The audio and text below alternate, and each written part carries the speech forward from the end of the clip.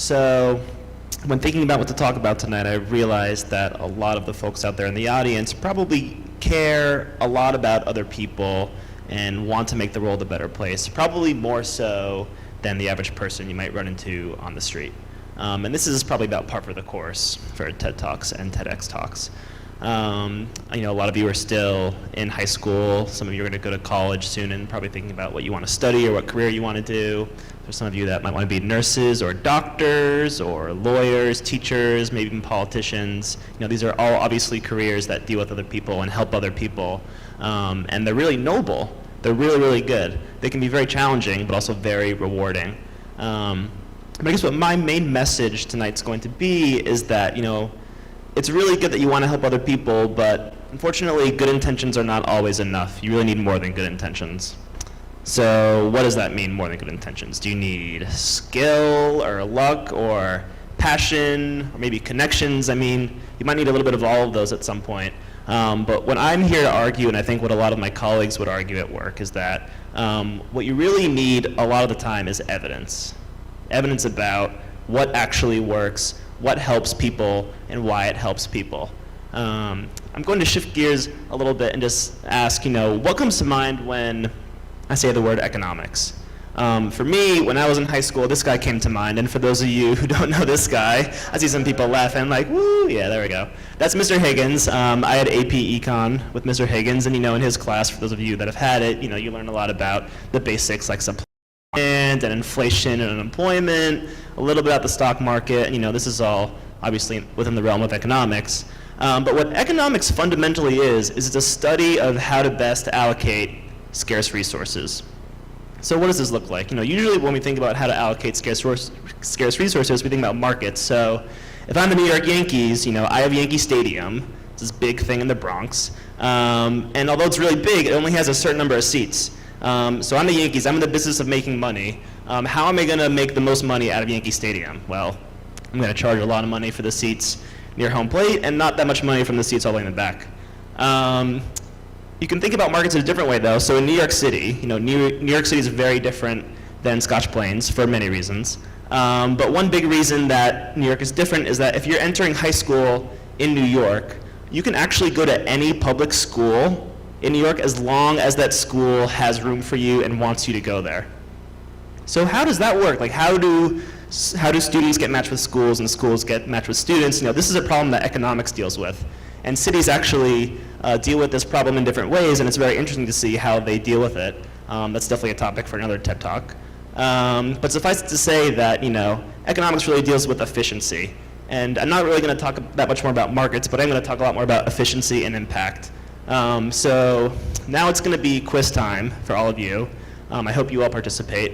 I'm going to give you this challenge. So if you had $100 to donate or to spend, and let's say you really cared about education, particularly education in developing countries. So in countries where some people are still making $1 or $2 a day and living off of that, what would you buy with that $100? What would you donate that money towards?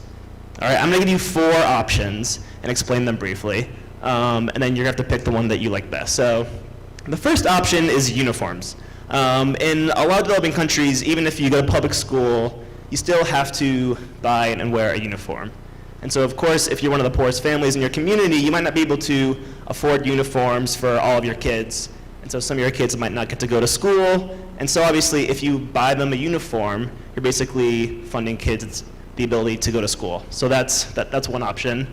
Your second option is deworming pills. So in developing countries, there are these nasty things called parasitic worms that can actually infect kids and make them malnourished, sick, tired. They're unlikely to go to school if they do become infected. So that's going to be your second option. Your third option are merit scholarships. And kind of like here in the high school, we have a merit scholarship program and a need-based program.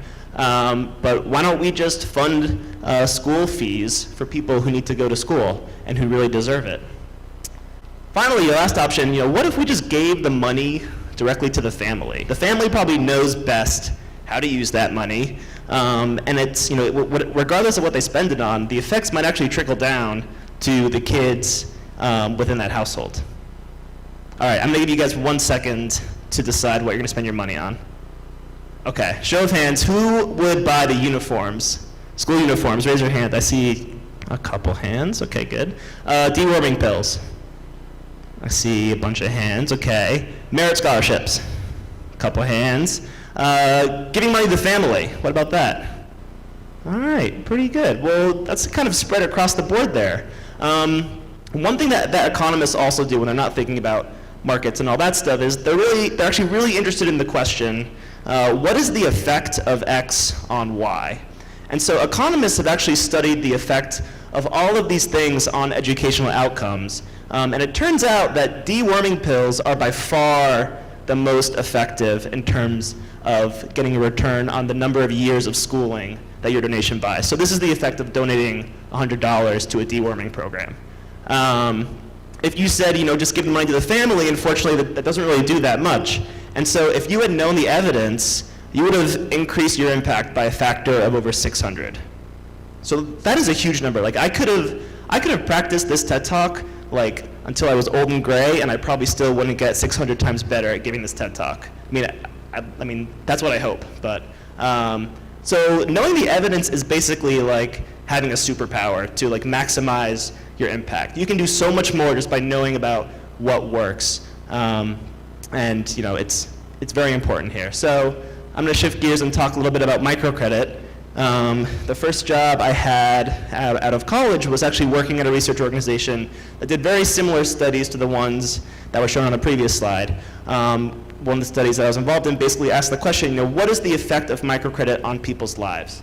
So microcredit, for those of you who aren't that familiar with it, it's basically an industry that provides really small loans for people who are poor. Typically the people that they target are entrepreneurs who have small businesses. And when I say small businesses, I don't want you to picture a mom and pop corner store or anything like we have here in the US. The equivalent in developing countries is really someone who packs up their food or their wares in the morning and carries it to a central marketplace, and then they might lay down a small rug on the pavement or the street and then sell their stuff throughout the day, and then anything that they don't sell they just pack up and take home. That's really the scale that these entrepreneurs are operating on. And so a lot of people, when microcredit came around, were very enthusiastic about it because typically banks don't want to lend to people who are poor because they're not very profitable. You have to pay a lot of money to kind of operate a business and a loan program. And so these small loans really didn't make that much sense for many banks, at least until the microcredit industry came around. One of my friend's favorite quotes is that you need to spend money to make money.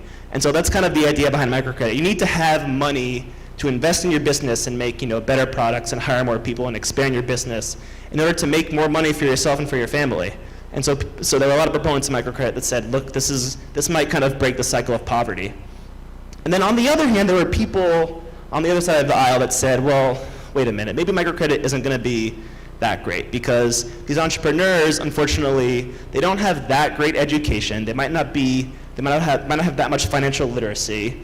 And furthermore, these loans actually have really high interest rates, so much higher interest rates than even credit cards have here in the US. And so they argued basically, well, in order for these loans to really transform people's lives, what's going to need to happen is that these people are going to have to use this money extremely effectively in order to pay back the interest on the loan and then transform their lives.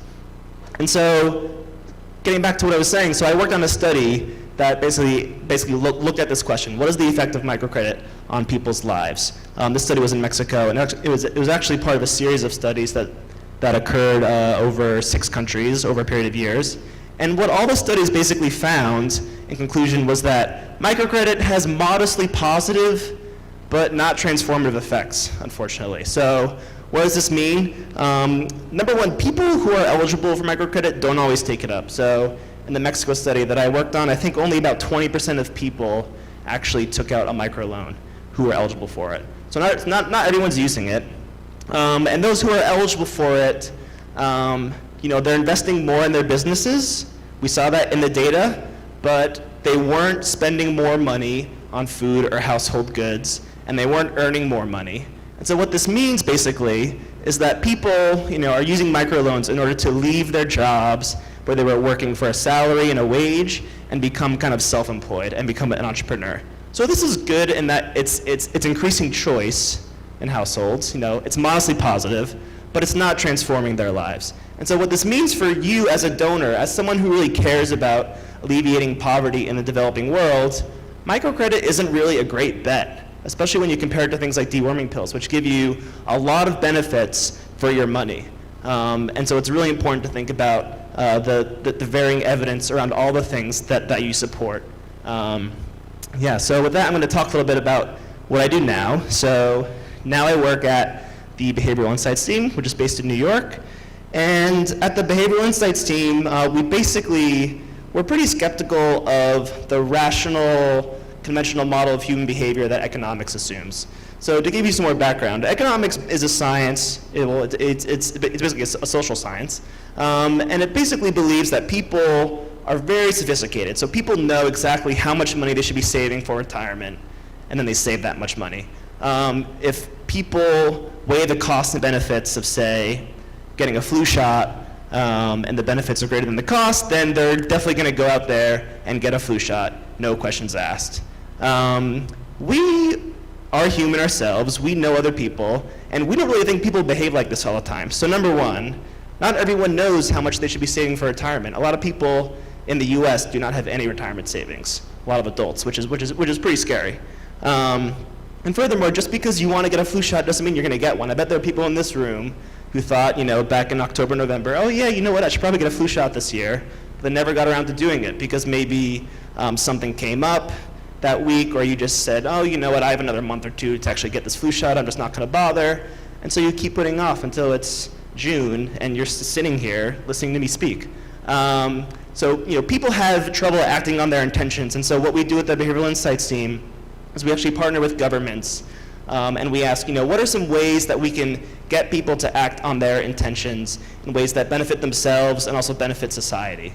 And how can we do that in a very low-cost, kind of easy way? Pick a lot of the low-hanging fruit out there. So I'm going to tell you about one study that my colleagues did back in the UK. It's a pretty fun study. They did it in this investment bank in London. And so this investment bank actually ran an annual charitable giving drive where they basically asked their employees to donate a day's worth of their salary to charity.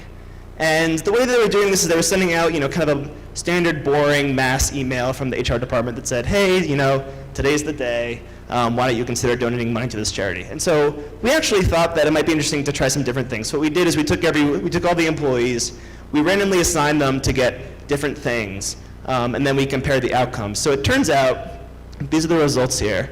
If you just send out that boring email from HR, about 5% of people donate, which is okay. It's definitely a start. If you have a celebrity, like a really minor celebrity, I'm talking like a B or C list celebrity here, if you have the celebrity send out the email, 7% of people donate. So you're getting a little better. And by the way, I should mention, a day's worth of salary, it might not sound like much, but these are investment bankers. They actually make a lot of money, so it definitely adds up. We then tried to send volunteers around the office, handing out a packet of candy, what my colleagues in the UK call sweets. So picture like a bag of Skittles, basically. A volunteer would come up to you and say, here's a bag of Skittles, please consider donating, and then just basically walk away. If you give someone a bag of Skittles, they're more than double, they're more than twice as likely to donate to this charity. A bag of Skittles costs basically nothing. It plays out this idea of reciprocity. If I do something small for you, you're going to repay me maybe tenfold. We tested the effect of sending a personalized email from the company's CEO. 12% of people donated after that, and then we combined the candy and the personalized email. 17% of people donated. So we more than tripled the number of people who are donating. This is also very correlated with the total donations we got, just by sending a slightly better email from a more respected person and giving them a bag of Skittles. That doesn't really cost that much money. And so I know a lot of you raise money for charity in very interesting ways, for Relay for Life or for DECA or whatever it is. Think about some really cool ways that you could potentially get people to donate to those causes that you care about. I'm wrapping up here. The two lessons that I think you might want to take home is that you should really know the evidence for what you really care about. Evidence is essential. And the more you know about what works, the bigger of an impact you're going to have in your life's work. And also small changes can really make a big difference. You don't have to, change everything overnight. Really small tweaks can actually make a big change in your life or in someone else's life. And that's it. Thank you.